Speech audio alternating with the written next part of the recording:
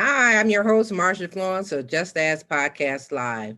Good afternoon, ladies and gentlemen in Facebook world and beyond. Thank you for tuning in to us today. As usual, on our Thursday special, we like to bring you some news that's going on in your city. So without further ado, I want to reintroduce a guest that comes to us on a regular basis to keep us informed on what's going on throughout the state of Michigan. So without further ado, let's have our returning guest, Miss Patricia Rencher of Urban Aging News. Good afternoon, Patricia. Good afternoon. How are you? I'm glad, good, doing good, trying to keep warm.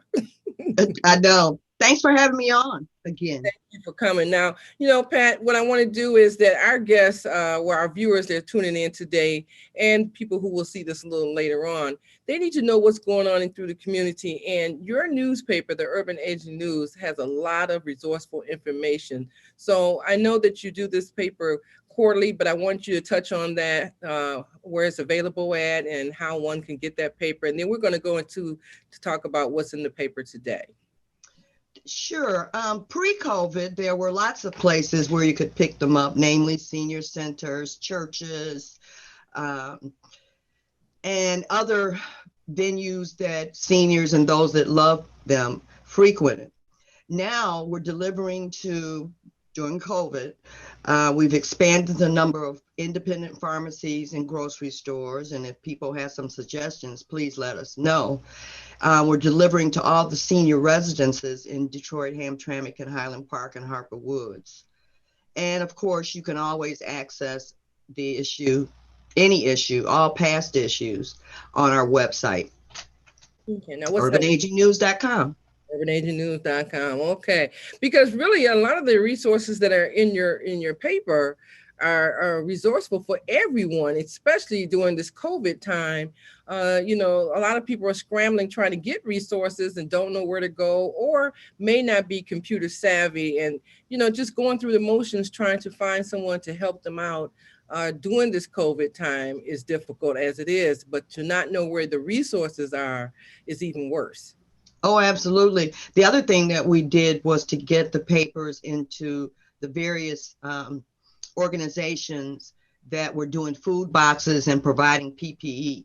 So that was one thing that we felt pretty good about. And so there's been lots of food distributions, and we've tucked the paper neatly inside of the boxes. Okay. Well, I tell you what, we want to go to some of the pages in here. So we want to start with page 6, because to me, page 6 stands out. Okay, well, Home Sweet Home, repair cost challenges, low income seniors.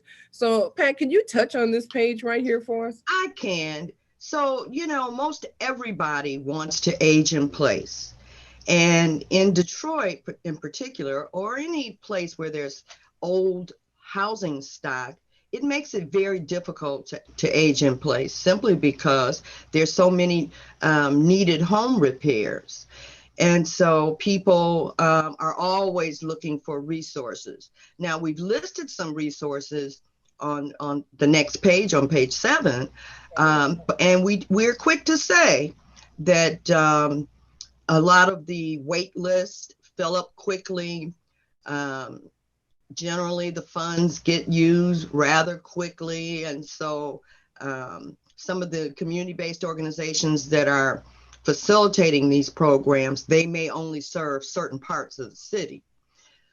So it's a real big issue. And I know that there are some senior groups now that are really working on that, because if you want to age in place safely, then home repairs are necessary. And ironically, let's say understandably, people don't make the necessary repairs early in life and typically wait until worse. Yeah. Okay, but you know what I'm going to suggest to our viewers, especially the elderly, is that even though if you call these numbers here on page 7 that you see, which is what City of Detroit Housing and Revitalization Department, City of Detroit Home Repair Resource Guide, I still say call, and even if they say they're out of funds, you need to find out when they'll be replenished, or what's the next best time of the year to call. We're going through this right now with the pandemic, but it doesn't mean that you won't have resources later on throughout the year. So, and most of those will allow you to place your name on the wait list. okay, You yeah, just want to warn people that there may be a 2 to 3 year wait. okay.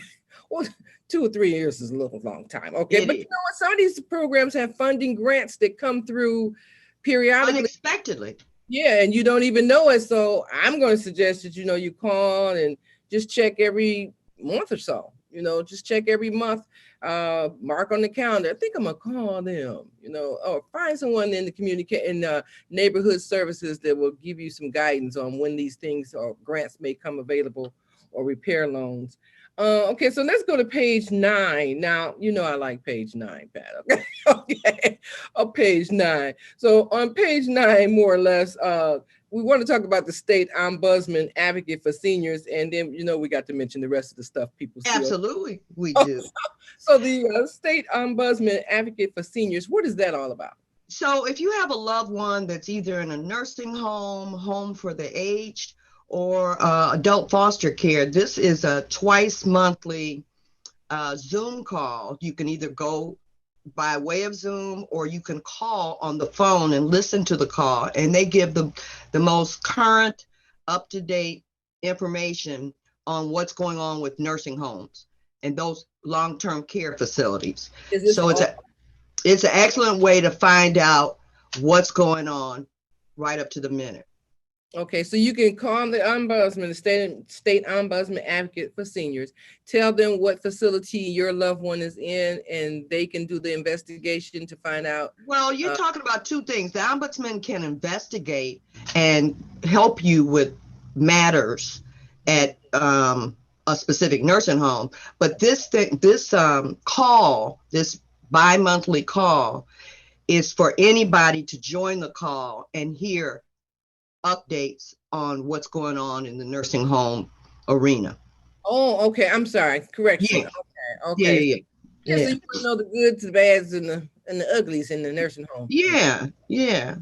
All right. Well, that makes sense. So, and then if you look a little bit below the page, you see yours truly down there, where you can, tune in to us. We're still on page 9. Yeah. So we're still on page 9. So if you look to your left and you see the Just As Talk Show time frame, which is Wednesdays at 5:30 a.m. and Fridays at 2:30 p.m. on channel 56, you can catch us all the time. Okay. So and now, since we're doing self-promotion, there's the website for Urban Age News. let's get to that. So on the right side of the screen is visit our news website, and I like that. So at the bottom, www.urbanagingnews.com. So you can sign up and get the paper virtually by email as well. So you go to the site and you subscribe, and 4 times a year, when a new issue comes out, you get an alert to tell you a new paper is out, and you just click right into that email, and the issue will pop up. Okay, and you can always go back to the old. All the previous issues are on the website. Yes, that's great. Okay, yeah. Great, because the information, some of it changes, but even though when it changes, a lot of the resources that you were looking for are still there, even in the old. Yeah. Okay. Wonderful. So now I had a question about page 11. Respite care, a brief relief for the caregivers. Now, a lot of people want to see this. Okay. So tell us about this relief for the caregivers program. Well, you well know already about how desperate caregivers are to have respite, and there's too few programs available. I've listed about 4. One is dementia specific, that's for Alzheimer's patients, and then the other 2 One is for anybody who has My Health Link, which means somebody who has both Medicare and Medicaid. There's some respite benefits to those folks. And then there's a national organization started by a comedian. I've forgotten his name. His name's Seth. You see it? I can't remember his name. But anyway, there's a national organization that you can apply, a one-time application that you can make for, I think it's a $500 respite. Well, I see respite care. I see. It says hilarity Yep, for charity respite. Yeah. Respite grant. Okay. Yeah. That comedian raises money specifically for respite because there's such a dire need. Wow, that's nice. Well, it doesn't tell me who he is, but you know, that alone is a nice concept to see that there's someone out there willing to help, in knowing that caregivers get burnt out easily. Very much so. Okay, and so this is a very helpful page. I mean, well, all your pages are helpful, but this one stands out for caregivers who say, "Hey, I just need a break. You know, let me take a moment to breathe." Now, you know, I don't want to, give people misconception that, oh, a caregiver is like, you know, you're going to pass out or something because you're caring for your loved one. But even when you're caring for your loved one, you have moments and times that you need to rest yourself so that you can get stronger in helping the person that you're caring for, whether it's a disabled child or a disabled adult or senior citizen, you know. And overall with the COVID, everybody's at home. So, you know, the caregiver could be the family unit person and be stressed out. It's like, everything's on me. I need that moment in time. So I think this is a good page to reference to if you are a caregiver looking for that break to do something different. Right. And there's actual research that supports that, I don't know, something like 60, 70% of caregivers who don't seek respite or caregiver support precede in death the care recipient. So it's absolutely necessary that caregivers connect to support groups, get respite, and there's lots out there, lots available, and you learn a lot in support groups, particularly. Right. Well, you know, in caregiving, I mean, you're not just making meals and washing clothes. I mean, you got everything on you, from medication to appointments to financial. Right. You know, it's a lot, but it's not to say that you're not willing to do it, because you love your family member, and you just want to make sure that they are, you know, comfortable and can sustain a healthiest life that they can possibly live themselves. But at the same time, you have to take a moment out for yourself. Okay. Or, and connect yourself, because there's there's all kind of programs to help you learn how to handle someone else's finances, how to put the proper legal papers in order. And that's what we promote in the paper. Oh, yes. Oh, yes. Now on page 13, okay, so here it is now. A lot of people probably don't follow this, but the lgbt Reauthorized Older American Act, SAGE. Tell us a little bit about that. Well, so for a long time, this population was overlooked, LGBTQ elder adults. And so eventually the Older Americans Act, which funds the area agencies on aging, opened itself up to include this population. This population may have long ago separated from their families. And so they are aging in many instances alone or with minimal support. So this was just to say that the Older Americans Act reauthorized the act itself, and within the act poured some additional dollars into supporting this population. Okay, now so SAGE is a program? SAGE is, so we have a local program here in town, SAGE, Metro SAGE, off the top of my head.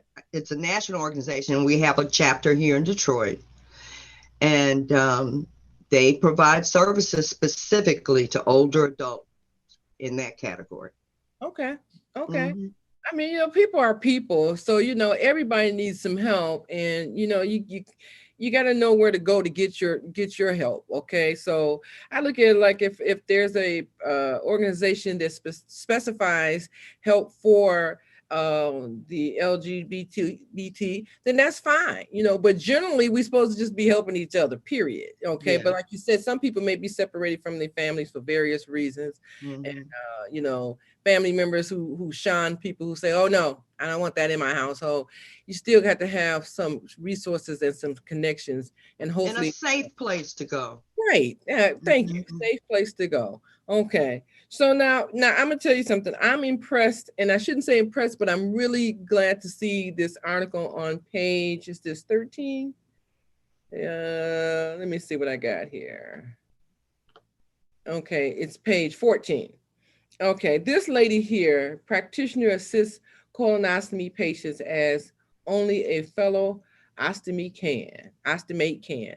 Now, let me say this to the viewing audience. Okay, what I like about this young lady's article is that she's a cancer survivor, and she has an ostomy herself. So she's teaching people how to properly use the ostomy supplies and handle and proper care of their stoma.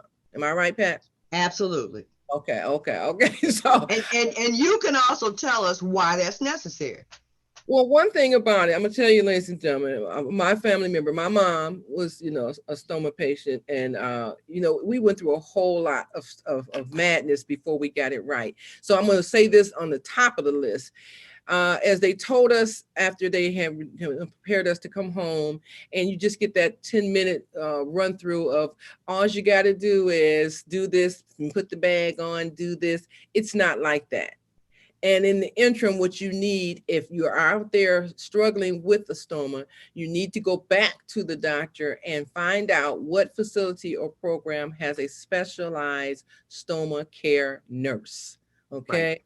So we went through the changes of all these home care people who are not trained in stoma care. But they didn't tell us that because this is money. Okay, so you get all these caregivers coming to your house doing all kinds of stuff, but the bag's not staying on properly, or you don't know how to put the bag on, or when they leave, the bag falls off and this and that. So to get into this, I suggest that people read this article about this young lady. And if you have to reach out to her to get her assistance in helping you understand the proper care of your stoma, then that's wonderful. If not, if you can't get to her, you need to make sure that you talk to your doctors and ask them to direct you to a stoma care specialist. And if you're not sure, when you call your home care agency, that's what you want to ask for. Do you have a stoma specialist nurse? If they're not trained, you won't get it right. And I hate to say it, but it's true. Okay, we experienced that. So hats off to this young lady. And you know what? We got to make a point to meet her so we could do a show on proper stoma care. Yes. Okay. Yes. Yep. So really, I really enjoyed reading that article. Now, okay, so from that, Patricia, and I hope people don't mind us going through this paper today, because I just want to give ladies and gentlemen a heads up on what's in the paper. So if you order the paper, hey, you want this paper. Okay, you're gonna want this paper. So okay, so we're gonna go to page 17 and 17. Now, you know what? This was a survey. So tell us about this Growing Older in Metro Detroit survey. Weigh in on issues and needs. So maybe it's been 5 years now that the city of Detroit actually had a senior department, and that department is now dissolved. So there is no department. So there's a team of senior serving organizations around town who are wanting to gather information from seniors in Detroit in terms of what do they need. And they've made it very easy. You can either go online to fill out the survey, and it's not a survey. You just say, what do you need? And they've listed the areas that you might want to comment on. Mm-hmm. You can even pick up the phone and on the recording say, I need home repair. My house is falling apart. I want to age in place. So this is a preliminary survey to find out what the needs are. And hopefully we can present this to the city or to some policymaker so that we can get a senior citizen department back. Most cities, most of the cities and counties in Michigan do have a senior department. So Detroit doesn't have one? We do not. No. It was dissolved. Okay. During the bankruptcy, yeah, it was dissolved. Okay. Well, I hope our viewers will take heed to this. And like I said, ladies and gentlemen, even in ordering the paper, you're trying to get this information, you want to be able to reach out and contact that department and tell them what your needs are. I mean, like Patricia said, it's plain and simple, but you want to make sure that it's a volume of people responding to this so that the powers that be will hear what we're saying and say, okay, we need to bring this back. Okay. And during this pandemic time, this should be, I hate to say it, at the top of your list. Okay. Get your voices heard. So I do see a number here. So your response will be confidential. So you would like to share your thoughts.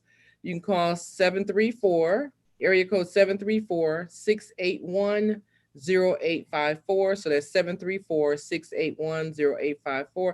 And I tell you what, we can also go to our phone number, 1-800-323-5336. And you can call me directly and say, hey, Marsha, I need that phone number again. I missed that. So if you get turned around and not sure, ladies and gentlemen, just drop us a line at, Just Ask Talk Show, or give us a call at our 800 number. And for that ordering of the paper, Pat, what's your number if someone wants to order the paper by phone because they don't have internet? 313-204-5140. 313-204-5140. Okay. Now let's go to page 18. Social isolation preserves health, but challenges well-being. Okay.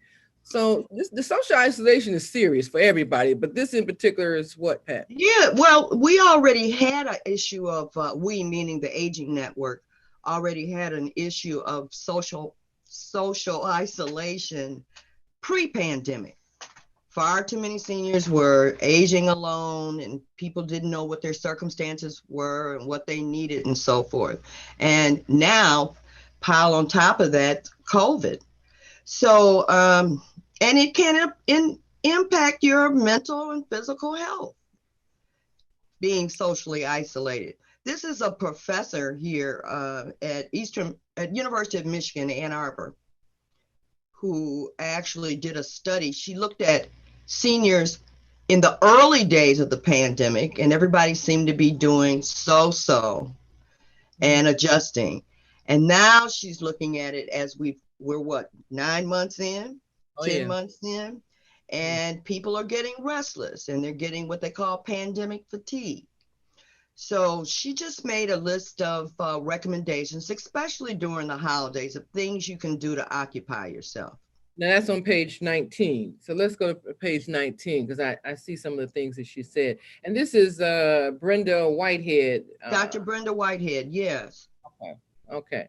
So on 19, when she talks about here are Whitehead's ideas for comfort and joy during the holiday season. Traditionally we think joy or comfort and joy is being in the home with a good meal and surrounded by family. But now that you have family with you every day, all day, there may not be comfort and joy. That's right. Some of that comfort is overcrowded, and some of that joy is like, are you kidding me? I just saw you a few minutes ago. Okay, just last night. So she's gave a list of fine activities that bring you joy. Stay busy with activities you love. Connect to your faith, which research shows is powerful. So those of you who are into your church should pass the word to those who are not into the church to, find their faith and get into the church, or listen to a sermon or something or other. That would be comforting, because prayer is powerful. Mm-hmm. Mm-hmm. Yeah, prayer is powerful. So, and she also suggests activities, like I'm going to take her up on, since I'll be alone during the holidays, I'm usually traveling. And so I'm going to write some letters and send some Christmas cards, things that I don't normally do. I talk about later some classes, some enrichment classes that you can take. But you have to make a plan so that you don't succumb to the ills of social isolation. And you're right, because there's only so much cleaning in the house you're going to do. Yes. There's so much travel that you can do. Okay. And that limits everything that you can't travel like you used to. And you don't want too many people coming to your home. So you have to have some type of in-house activities to keep you afloat. Now, mine is listening to various types of music, throughout the evening, not so much in the daytime, but throughout the evening. And I try not to get into too much political news and stuff like that. But because if you're going to do that, ladies and gentlemen, get into it, but learn how to turn it off and change the channel and switch over to something else to find comfort and joy. Too much politics and sad news are just compound on what you're already going through. Whether you believe it impacts you or not, because it does. Mm-hmm. It absolutely does. She has an idea of, put your snow gear on and walk around the neighborhood and look at the Christmas lights. Or we've got a couple of places around town where they have Christmas displays at Pine Knob and at the Hines Park. So you got to create some activities to avoid the social isolation. And if you're caring for a person with a disability, bundle them up. Yes. In the backyard and make a snowman or something. Bundle them up, or and take them out for a walk or a stroll, and in the wheelchairs or whatever. Everybody needs fresh air and oxygen to the brain. Everybody. Yeah. Okay. So, Pat, I got to have you come back to us, if you don't mind, we're going to see you again within the next quarter or so to talk about what's going on during what's that? Is that the spring edition? That's the spring edition. Yeah, in March. Okay. And I just want to say to those people who don't use the internet, there's opportunities to subscribe to Urban Aging News, and we mail it directly to your home. And it's a minimal fee. It's just $25 a year. Okay, well, that is minimal. Okay, so I think we have that information below your name. So let's see, do we have what it is? urbanagingnews.com? Correct. Okay. urbanagingnews.com and 313-204-5140. Okay. All right. Well, Pat Rencher, I always enjoy having you join me. So at any time, I enjoy you. If you have any more wonderful supportive news for our community, I hope you come back and join us again and spread the information. Happy holidays to you. Happy holidays to you too, Pat. Okay. Well, I'm your host, ladies and gentlemen, Marsha Florence of Just Ask Talk Show. And I thank you for tuning in as usual. And hopefully, this information today was helpful for quite a few of you. So always remember, you can drop us a line at 1-800-323-5336 or justasktalkshow.org. And I'll respond back. I promise. So I'm your host, Marsha Florence, and what do I always say? If you know a person with a disability or if you just have a general question, don't be afraid to ask. Just ask. I'm your host. See you next time.